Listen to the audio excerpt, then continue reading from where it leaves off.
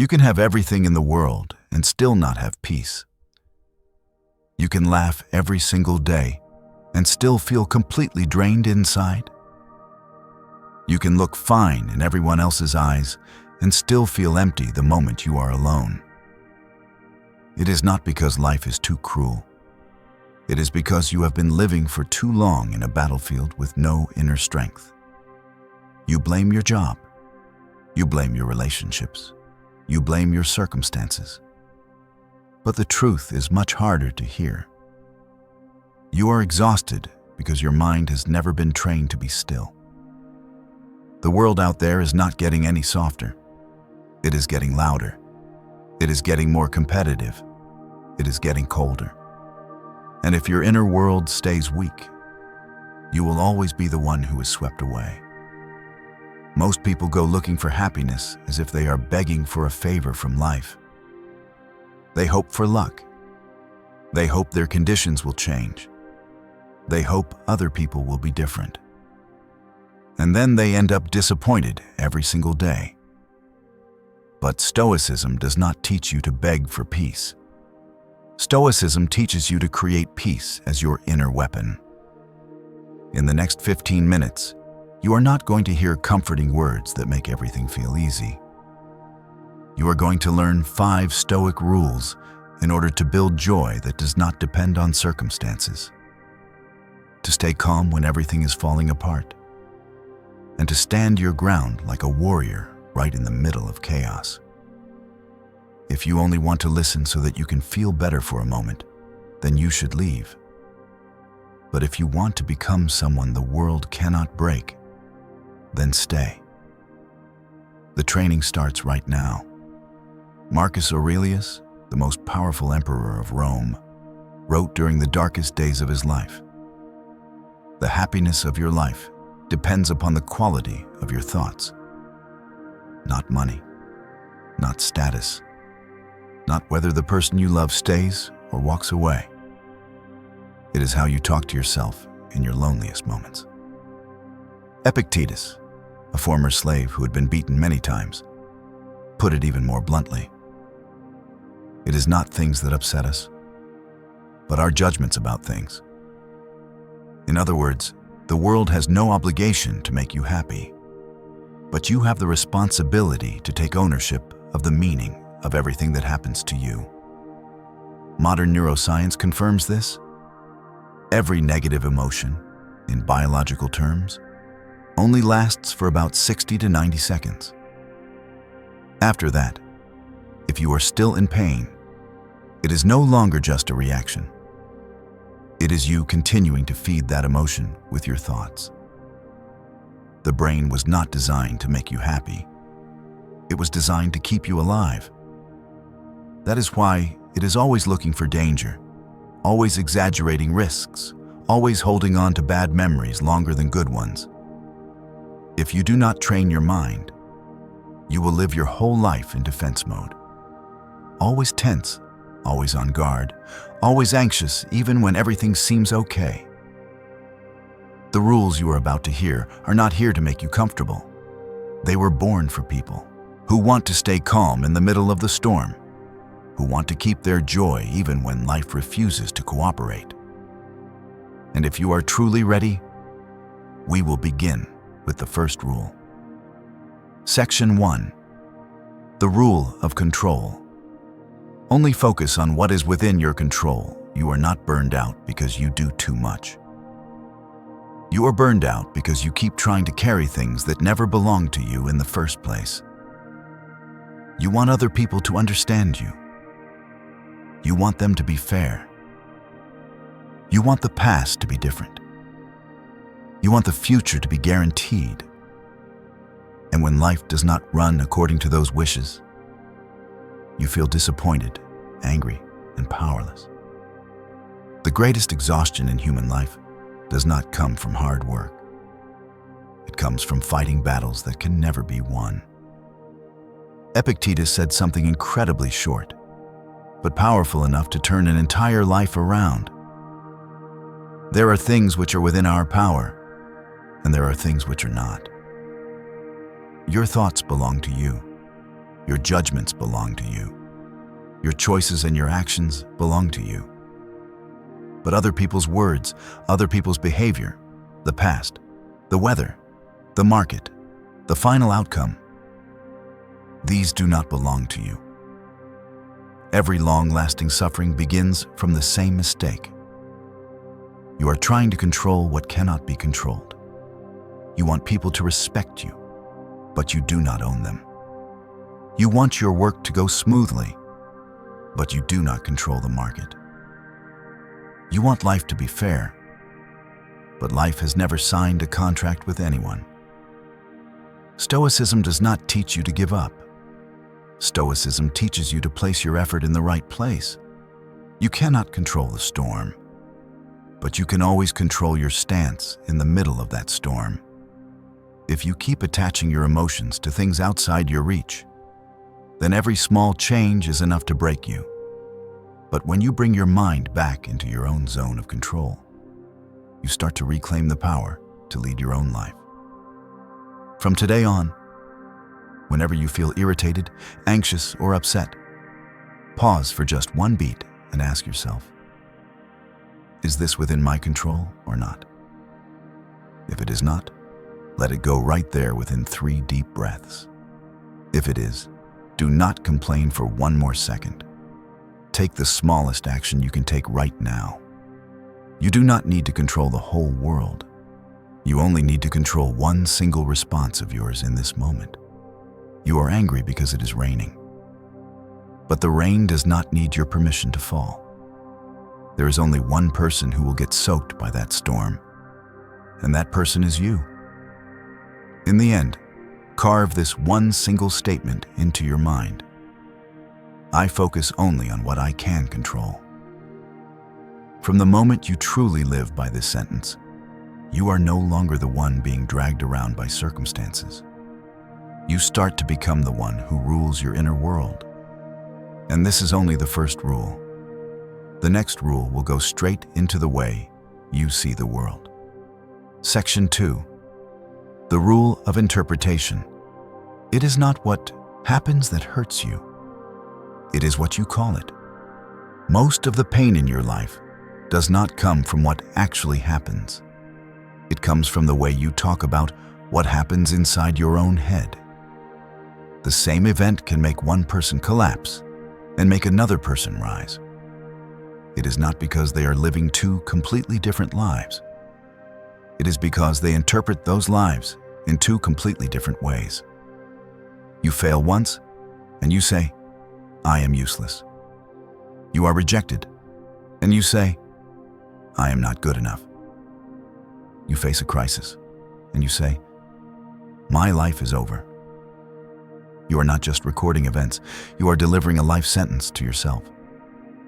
Marcus Aurelius wrote a sentence that, if you understand it deeply enough, can save an entire life. If you are distressed by anything external, the pain is not due to the thing itself, but to your estimate of it. Events are neutral. The meaning is what you attach to them. And that meaning is what truly decides whether you break or you grow. Neuroscience calls this cognitive restructuring, but Stoicism named it clearly 2,000 years ago: mastering your judgments. A negative emotion, biologically, lasts for only about 1 to 2 minutes. After that, if you are still in pain, it is no longer your body reacting. It is you replaying a wrong story in your mind again and again.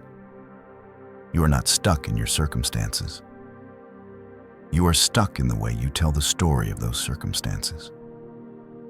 From today on, whenever something goes against your wishes, do not rush to label it as bad.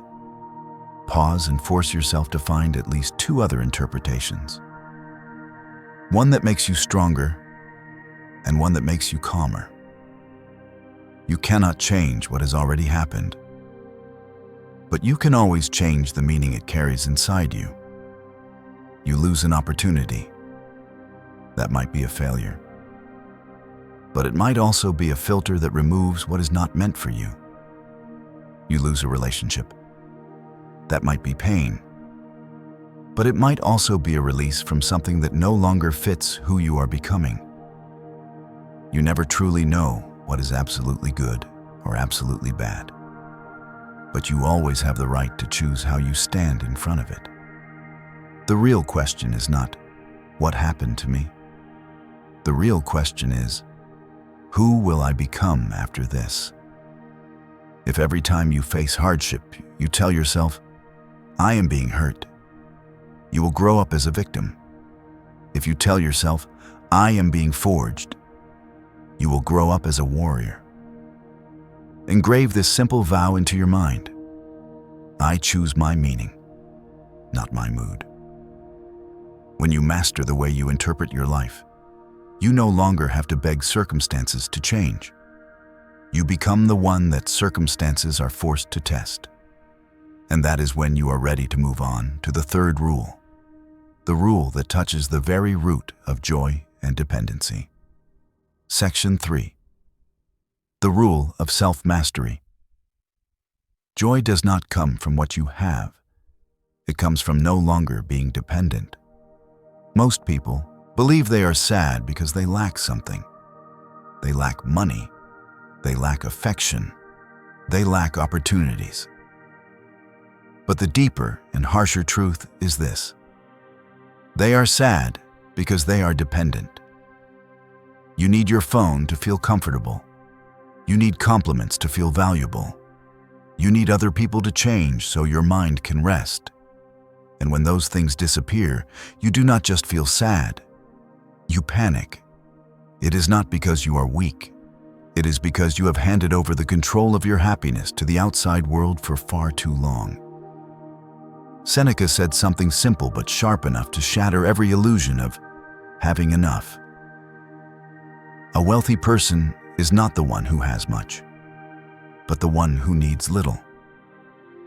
Everything you need in order to feel okay is an invisible chain tying you to your circumstances. The more you need, the easier you are to manipulate. The less you need, the freer you become.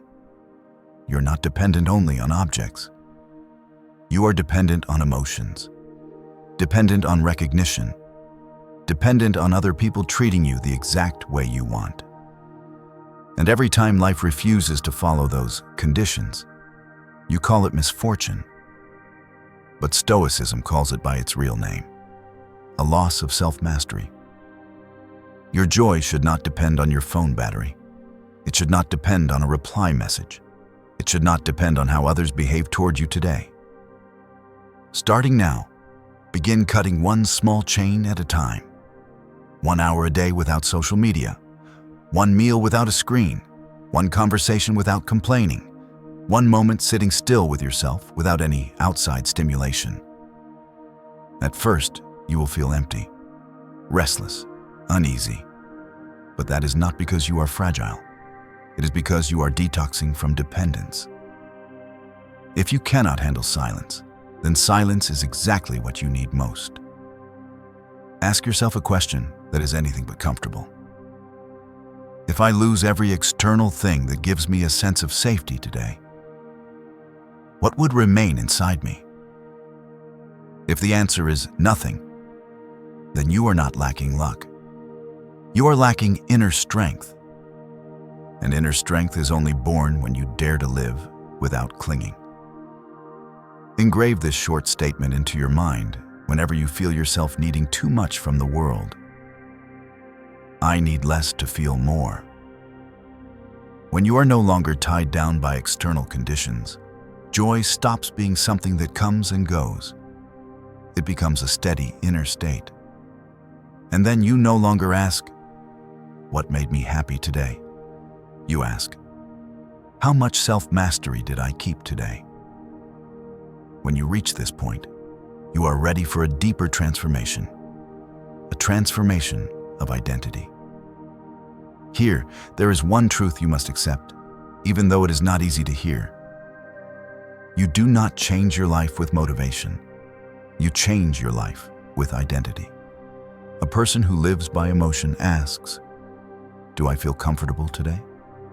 A person who carries the identity of a warrior asks, "Did I live according to my principles today?" When you focus only on what you control, you stop being a victim of circumstances. When you master your interpretations, you stop being dragged around by your emotions. When you live with self-mastery, joy is no longer something you chase. It appears on its own when you stand firm on the inside. Most people chase feelings. Most people beg the world for peace. Most people are only strong when things are easy. But you, from this moment forward, you belong to a rare group. Those who carry calmness as a weapon. Those who do not need the world to be quiet in order to stay steady. Those who no longer blame, no longer run, no longer plead with circumstances.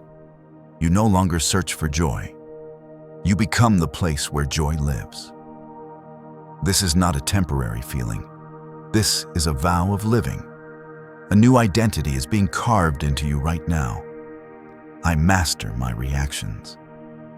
I choose the meaning of everything that happens. I do not depend on anything to be at peace. From this point on, no matter what life throws at you, you no longer bow to it. You stand upright within it. And when you can stand like that, you are no longer part of the majority.